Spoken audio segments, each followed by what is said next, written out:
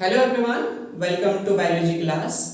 हम लोग पढ़ रहे थे चैप्टर दैट इज बायोमॉलिक्यूल और उसी बायोमॉलिक्यूल चैप्टर में एक टॉपिक है एंजाइम, जिसको हम लोगों ने डिसाइड किया था कि आज पढ़ेंगे। तो हम लोग शुरू करते हैं एंजाइम्स के बारे में पढ़ना शुरू करते हैं कि क्या होता है एंजाइम्स। तो देखो बच्चों, enzymes basically are the biocatalyst. पहले डिफाइन करते हैं और फिर उसी के हिसाब से आगे हम लोग बढ़ेंगे। तो basically enzymes are the biocatalyst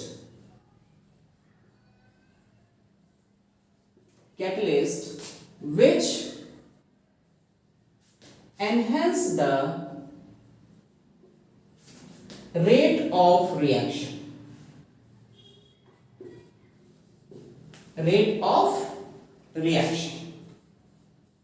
घबराओ नहीं, सब समझ में आएगा। देखो इसमें कौन कौन से टर्म हैं जो कि नहीं समझ में आ रहे हैं, आपको डिफिकल्ट लग रहे हैं, तो उसमें हम लोग ध्यान देते हैं।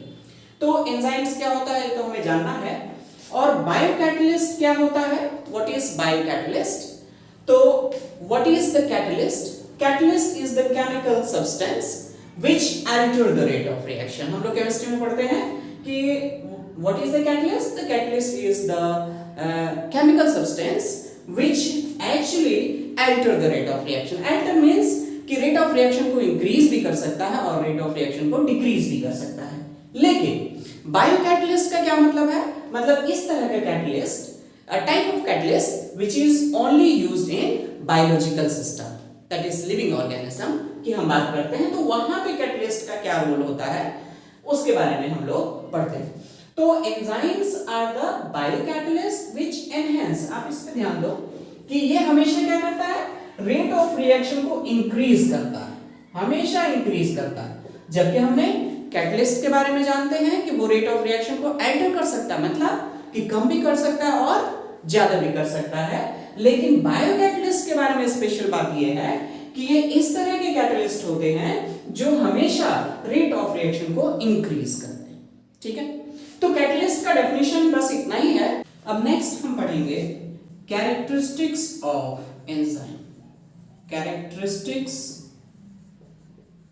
ऑफ एंजाइम, एंजाइम के क्या क्या कैरेक्टरिस्टिक्स हैं उसके बारे में हम लोग पढ़ते हैं। ठीक है, चलो फर्स्ट कैरेक्टरिस्टिक्स, पहला कैरेक्टरिस्टिक्स एंजाइम की क्या होती है तो उसको हम लोग समझते हैं कि basically first characteristic is all enzymes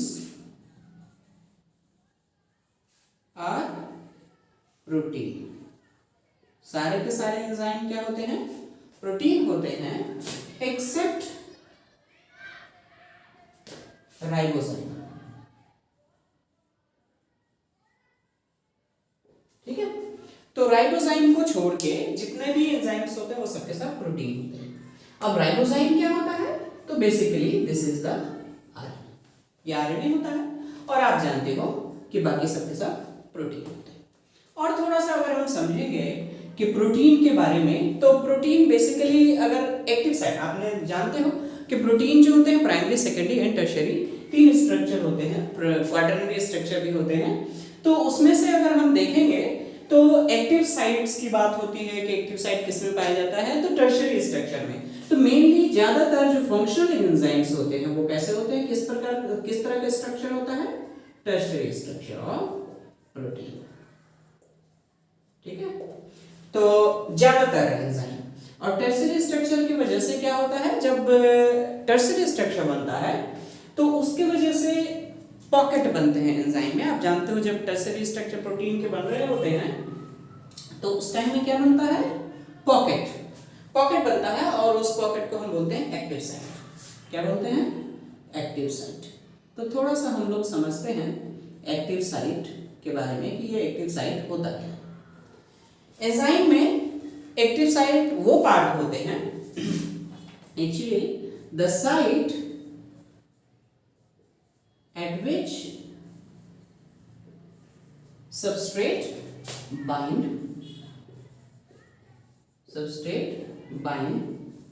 called active site। ठीक है, एक्टिव साइट वो साइट होते हैं जहाँ पे सबस्ट्रेट जाके बाइंड होता है, ठीक है।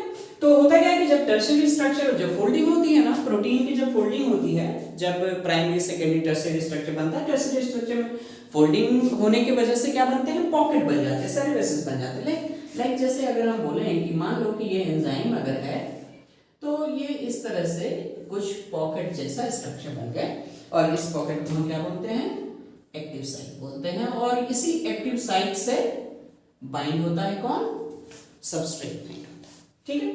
तो first characteristic is all enzymes are protein except ribozyme, और हमने बताया थोड़ा सा एक्टिव साइट के बारे में भी यहाँ पे हमने बात की, ठीक है।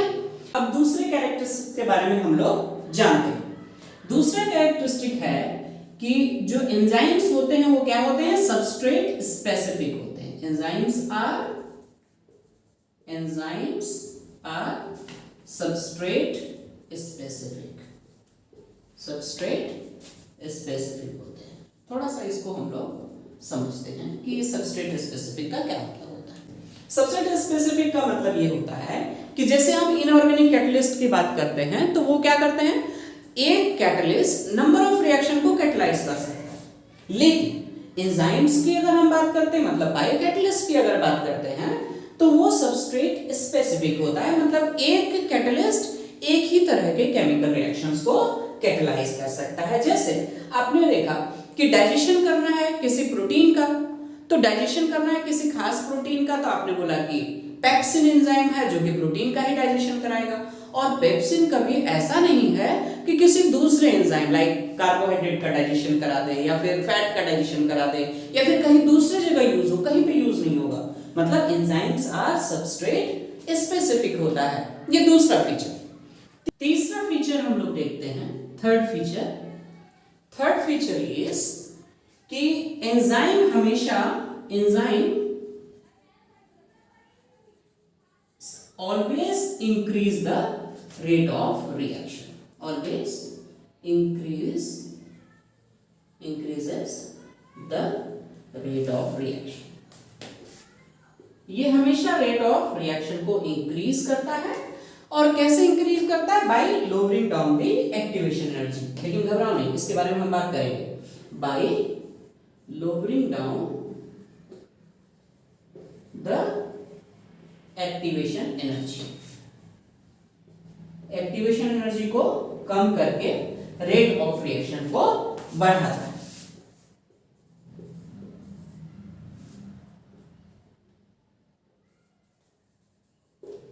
ठीक है, एक्टिवेशन एनर्जी को कम करके क्या करता है, रेट ऑफ रिएक्शन को इंक्रीज करता है। ठीक है, तीसरे पॉइंट को हम लोग थोड़ा समझने की कोशिश करते हैं। ये जो तीसरा पॉइंट है कि enzyme always increase the rate of reaction by lowering down the activation energy. ठीक है, तो इसको हम लोग समझते हैं। देखो, मान लेते हैं एक ग्राफ से हम इन चीजों को समझने की कोशिश करते हैं इनको, कि कैसे आखिर एक्टिवेशन एनर्जी को कम करता है और रेट ऑफ रिएक्शन इंक्रीज करता है। देखो, मान लो हम बात करते हैं कि कोई सॉल्यूशन है जहां पे कुछ रिएक्टेंट्स रखे हुए हैं और साथ में एंजाइम्स भी हैं। ठीक है, तो सबस्ट्रेट होंगे और एंजाइम होंगे। आप जानते हो कि जितने भी सबस्ट्रेट होंगे, अगर मान के चलो कि किसी हमने एक ग्लास में ले लिया सारे सबस्ट्रेट को, तो उसकी कुछ अपनी एक काइनेटिक एनर्जी होती है। जितने भी मॉलिक्यूल्स होते हैं, जितने भी पार्टिकल्स होते हैं, आप जानते हो कि वो मूव करते हैं, कंटिन्यूअस मोशन में होते हैं, तो उसकी एक एनर्जी होगी। तो मान लेते हैं कि इतनी एनर्जी उसके पास है। ठीक है, अब है क्या कि कुछ ऐसे मॉलिक्यूल होंगे। होता क्या है कि जब केमिकल रिएक्शन चल रहा होता है तो जो रिएक्टेंट मॉलिक्यूल्स होते हैं या फिर सबस्ट्रेट मॉलिक्यूल हम बोलें, तो वो आपस में कोलाइड करते हैं, और जब इफेक्टिव कोलिजन होता है तो उसकी एनर्जी इंक्रीज करती है। तो इफेक्टिव कोलिजन मतलब एक दूसरे से टकराते हैं, और टकराने के बाद हो सकता है किसी की स्पीड बढ़ जाए, किसी की कम हो जाए, ऐसा हो सकता है। तो अगर स्पीड बढ़ जाएगी मतलब काइनेटिक एनर्जी उसकी बढ़ गई, और काइनेटिक एनर्जी इतनी हो जाए कि वो एक्टिवेशन एनर्जी के बराबर हो जाए, तो वो रिएक्टेंट प्रोडक्ट में कन्वर्ट होगा। ठीक है, तो देखो, जैसे हम एक ग्राफ ऐसे करके बनाते हैं और देखने की कोशिश करते हैं। देखो, ये इस तरह से, थोड़ा सा इसको हम थोड़ा शार्प हमने ज्यादा बना दिया है, थोड़ा ऐसे जाएगा ये ग्राफ, ये इस तरह से। ठीक है, अब इसको देखो समझो, बिना कैटलिस्ट के ये रिएक्शन को हम लोग देखते हैं कैसे होता है। तो सबस्ट्रेट हमने बोला कि आपस में कोलिजन होगा सबस्ट्रेट का, और सबस्ट्रेट जब टकराएंगे तो प्रोडक्ट बनेगा, ठीक है।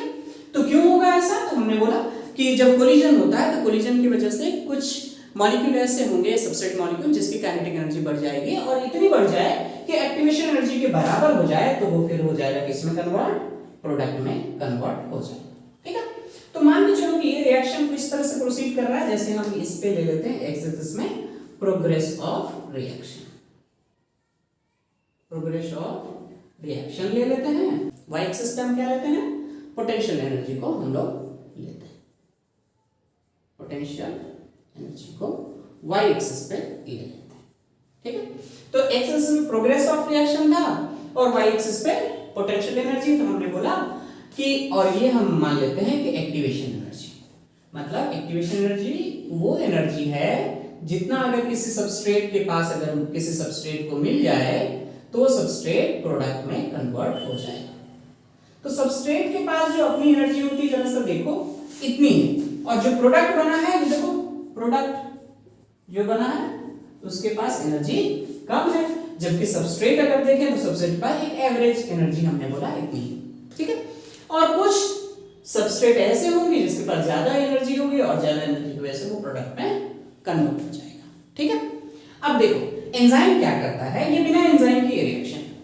अब एंजाइम क्या कर देता है, इसी एक्टिवेशन एनर्जी को कम कर देता है। अब सोचो जरा सा कि अगर एक्टिवेशन एनर्जी इतना है, अब मैं एक्टिवेशन एनर्जी को अगर इतना कर दूं, यहां से यहां तक अगर कर इतना कर, तो अब देखो पहले क्या था, पहले देखोगे तो बहुत कम मॉलिक्यूल के पास इतनी एनर्जी थी कि वो प्रोडक्ट में कन्वर्ट हो पाए, लेकिन अब अगर आप देखोगे तो अब ज्यादातर मॉलिक्यूल, यहां से देखो ज्यादातर मॉलिक्यूल के पास इतनी काइनेटिक एनर्जी होगी, क्योंकि अब एनर्जी को कम कर दिया गया है, ठीक है। तो अब ज्यादातर मॉलिक्यूल के पास इतनी एनर्जी होगी और इस वजह से क्या होगा, ज्यादातर मॉलिक्यूल प्रोडक्ट में कन्वर्ट होगा, ठीक है।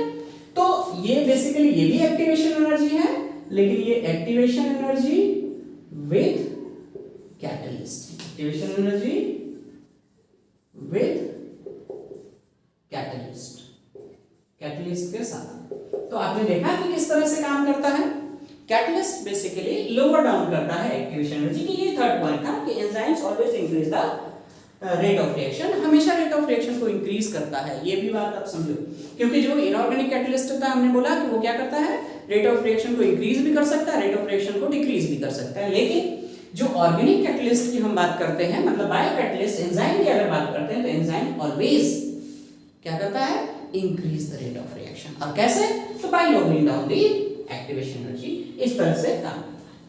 तो ये एंजाइम के बारे में, एंजाइम के कुछ फीचर थे जिसको हमने देखा। एक केमिकल रिएक्शन आप याद कीजिए, क्या होता था जब हम ट्रांसपोर्ट करते थे कार्बन डाइऑक्साइड का, ट्रांसपोर्ट करते थे बाइकार्बोनेट के फॉर्म में, जब हम ट्रांसपोर्ट करते थे, हमने पढ़ा था breathing and exchange of gases में, हमने पढ़ा था कि कार्बोनिक एनहाइड्रेज एक एंजाइम है, कार्बोनिक एनहाइड्रेज एंजाइम है, ठीक है।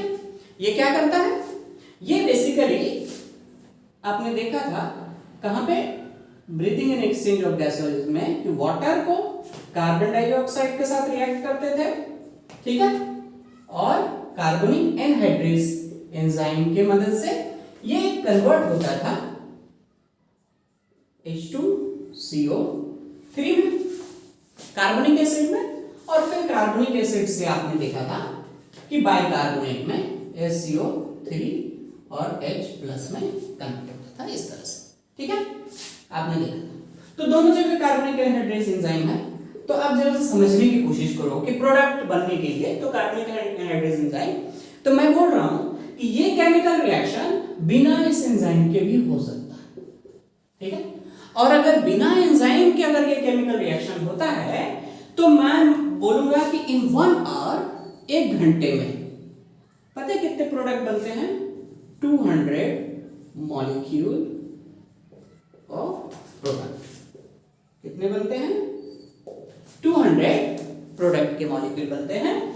जबकि अगर in the presence of carbonic anhydrase की अगर हम बात करें, तो प्रेजेंस ऑफ कार्बनिक एनहाइड्रेट कितना फोल्ड बढ़ जाता है, तो लगभग 6 लाख, ठीक है, ones tens 100,000 10,000 lakh 6 lakh molecule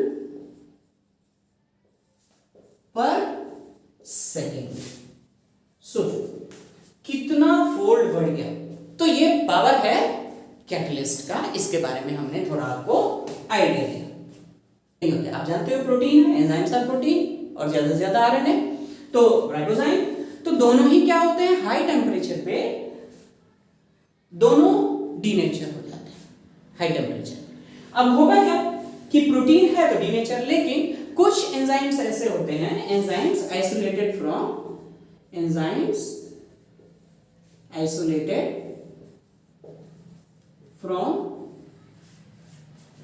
microbes living in extreme condition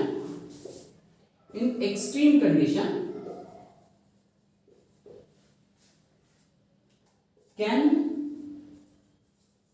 not denature even at 100 degree Celsius, even at 100 degree Celsius. देखो हम बोलते हैं कि प्रोटीन है, प्रोटीन मतलब कि एंजाइम जितने भी होते हैं एक ऑप्टिमम पीएच ऑप्टिमम टेम्परेचर पे काम करता है, लेकिन ऐसे एंजाइम जो माइक्रोब्स जो है कहाँ रहते हैं, एक्सट्रीम कंडीशन में रहते हैं, उनसे अगर आइसोलेट करते हैं, लाइक सल्फर बैक्टीरिया हमने बोला, ठीक है ना, जैसे हमने थर्मस इक्वेटिकस बैक्टीरिया हमने बोला, इन सब से अगर हम ऑब्टेन करते हैं एंजाइम को, तो ये एंजाइम एक्सट्रीम मतलब 100 डिग्री सेल्सियस पे भी ये डीनेचर नहीं होगा। तो ये बात आपको पता होनी चाहिए। तो एंजाइम के बारे में ये थोड़ी सी एक आइडिया थी, एक हमने आइडिया आपको दिया कि एंजाइम क्या होता है, एंजाइम कैसे काम करता है, इसके बारे में नेचर ऑफ एंजाइम एक्शन को कर पड़ेंगे।